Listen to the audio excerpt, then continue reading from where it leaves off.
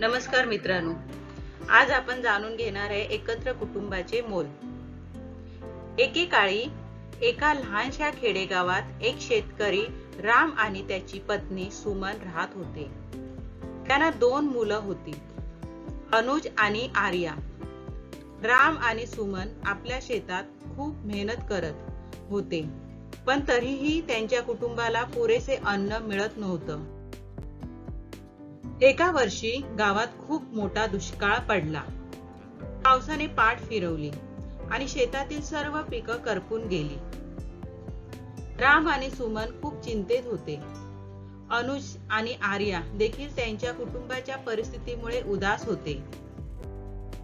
एके दिवशी रामने ठरवलं की तो शहरात जाऊन काम करेल आणि आपल्या कुटुंबासाठी पैसे पाठवेल। सुमननेही ठरवलं की ती गावातच राहून काही एक छोटा व्यवसाय सुरू करेल। अनुज आणि आर्या दोघीही आपल्या आई वडिलांना मदत करण्यासाठी तयार झाले। राम शहरात जाऊन एका बांधकामाच्या साइटवर काम करू लागला। तिथे तो खूप मेहनत करत होता आणि जे काही कमवायचं ते आपल्या कुटुंबासाठी पाठवत होता। दरम्यान सुमनने गावात एक छोटा टिफिन सेवा सुरू केली।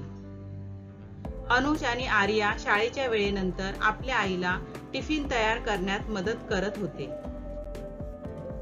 हळूहळू सुमनच्या टिफिन सेवेला चांगला प्रतिसाद मिळू लागला। रामने शहरात चांगले पैसे कमवून गावात परतण्याचा निर्णय घेतला। तो परत आल्यावर कुटुंबाने मिळून आपल्या शेताचे पुनर्जीवन केले आणि सुमनचा व्यवसाय वाढवला। कुटुंबाच्या एकतेने आणि मेहनतीने त्यांनी आपल्या परिस्थितीला हरून विजय मिळवला। दुष्काळ आणि आर्थिक तंगीने त्यांना तात्पुरता त्रास दिला होता, पण त्यांनी एकमेकांना आधार दिला आणि परत उभं राहण्यासाठी संघर्ष केला।